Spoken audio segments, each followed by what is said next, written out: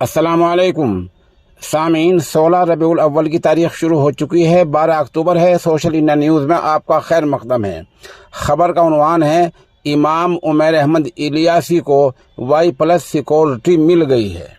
आपको पता ही है कि कई रोज़ पहले ये बात आई थी कि चीफ इमाम डॉक्टर उमैर अहमद इलियासी को लोगों ने धमकियाँ दी हैं।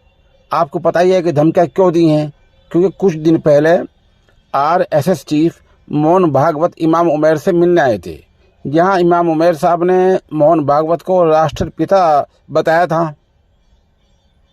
इसके बाद उन्हें बंगाल से और दुबई वगैरह से धमकियां मिली हैं और इस मामले में दिल्ली के थाना तिलक मार्ग में रिपोर्ट दर्ज है। सोशल इंडिया न्यूज़ के इस नामनगार के सवाल के जवाब में डॉक्टर इमाम उमैर अहमद इलियासी ने आज बताया कि उन्हें Y+ सिक्योरिटी मिल गई है।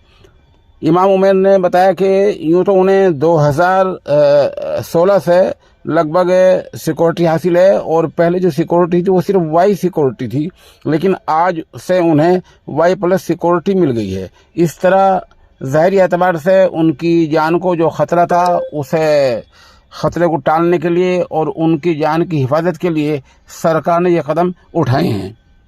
इमाम उमैर ने कुछ दिन पहले इस नामनगार को बतलाया था कि मोहन भागवत के बारे में उन्होंने जो कहा है वो उससे पीछे नहीं हटने वाले हैं।